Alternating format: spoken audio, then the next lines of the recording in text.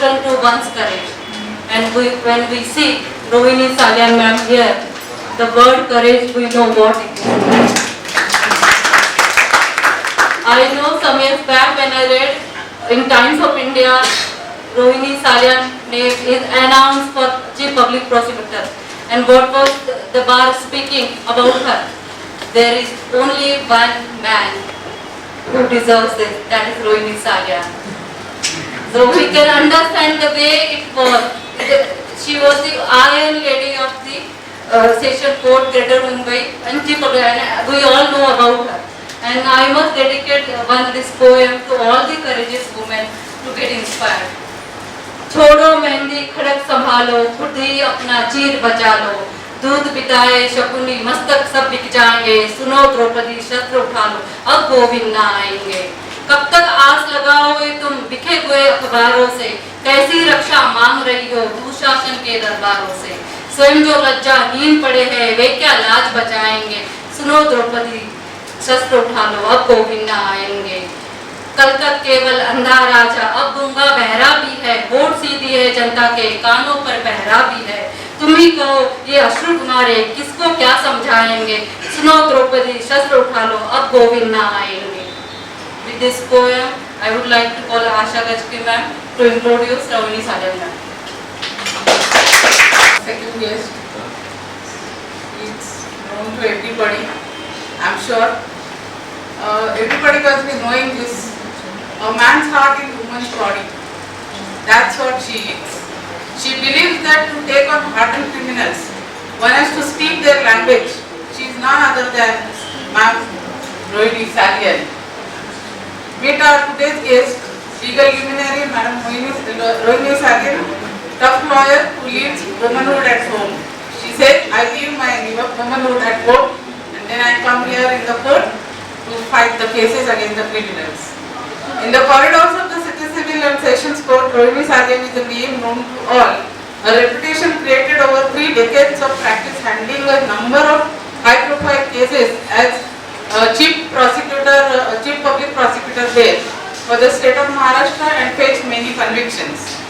At the request of then ATS Chief Hemant Karkare, she handled 2008 Malegaon blast case as Special Public Prosecutor. Then in the year 92, JJ Hospital shootout case in which fugitive gangsters Dawood Ibrahim's aide Subhash Thakur was sentenced to death. The 7/11 blast of 2006, Sara Sahara shopping complex case, the extortion case against Dawood's sister Hasina Parker, 2002 Hattober bomb blast case, and eventually the 2008 Malegaon blast case. She also defended a crime accused in the alleged gang rape of an American student in Tata Institute of Social Sciences, in which all the accused were let off by the court. In 2011, she secured the conviction of 6 persons for raping 11 mentally challenged minors in an orphanage at Karandoli, Navi Mumbai. While she switched to private practice as a defense lawyer, she continued to argue for the National Investigation Agency and the Government of Maharashtra as Special Public Prosecutor. Very few of us know that a Mangalorean public prosecutor, Ma'am Rohini Salian, is also a skilled painter, right ma'am? And ma'am, we told you when I was a high-profile special public prosecutor, Shri Ujjwal Nikam. As you say, you leave your womanhood at home. We all are anxious to hear you. Please ma'am. First of all, I would like to congratulate Ms. Ranjan on a small effort. That is, we have called this organization as United Nari Shakti and Women Legal Association. And we are asking for hands and heart in your motto. I am offering my hands and heart also to you. But the small things are all beginning of all things are small. Don't worry about it. But there should be sincerity and honesty. And there should be some goal, what you want to achieve, what you want to achieve for yourself as well as others. The whole idea is to empower the women who are sort of downtrodden. Now we know, we the women, we are not just glorified by men most of the time.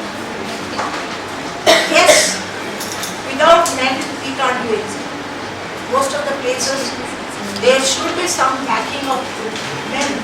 Otherwise, we will be struggling a lot. Now, these days we see wherever a success of a woman is there, there are men behind her. So, both have to go hand in hand, and we can't claim that we are the only sect who want to go forward. In a women's society, we are part of that society, both men and women. So who's going to empower us? According to me, the empowerment should come from home. The first thing, what I have been observing all these days, why women are not empowered in some houses? Because the mother is not empowering them, especially girls. So the treatment, a biased treatment starts from the house because of the mindset which is in our society.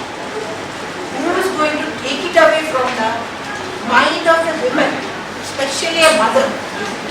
Right from day one, when the child is born, the girl child is born, they draw a long face. I don't understand what for.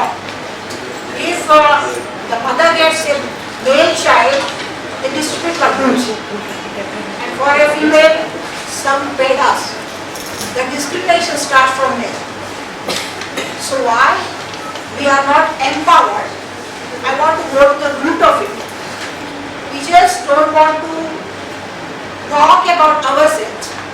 We have to go to the root of the society.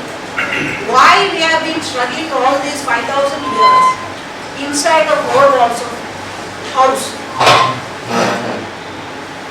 It was right those days, but in the present modern days, are we going to sit in the four walls? Brother also? No. So, the mother, if a mother is good, the daughter is good. If a daughter is good, the society is good. And not only that, if a mother is good, daughter-in-laws are also good.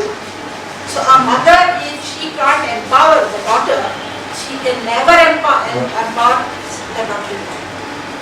So it starts from the house, it should go from house to further to the society. So if suppose every one of us, every parent thinks about a girl equally, like son, I have to train my daughter also. Why don't we think like that? No. In smaller cities, immediately when the girl grows up, she is asked to go inside the kitchen. There is nothing wrong in going to the kitchen, nothing wrong in cooking. But why only girls? This starts developing in the mind of the girls. You train both boys and girls equally. You train them, send them to college, but try to suppress the girl by saying you are a second-rate child. This sort of mindset starts from in the girl also. She starts going behind and she starts sort of withdrawing herself from her own capacity. See, in a given house, there may be 5 brothers. All are not equal. All men's intellectual capacity is not equal. One boy may be excellent, other may not be. Same way, the girls may be also some may be good, some may be bad. But while you give equal treatment and equal opportunity, the actual result comes. Some excel in some other field. Each one's got something or other, it should be tapped.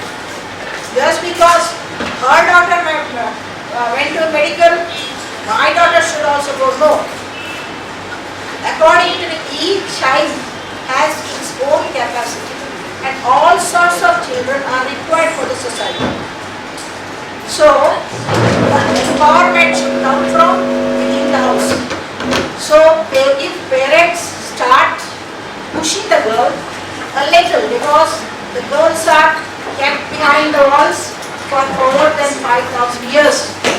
Now some of us are now started coming out and we got an opportunity and they got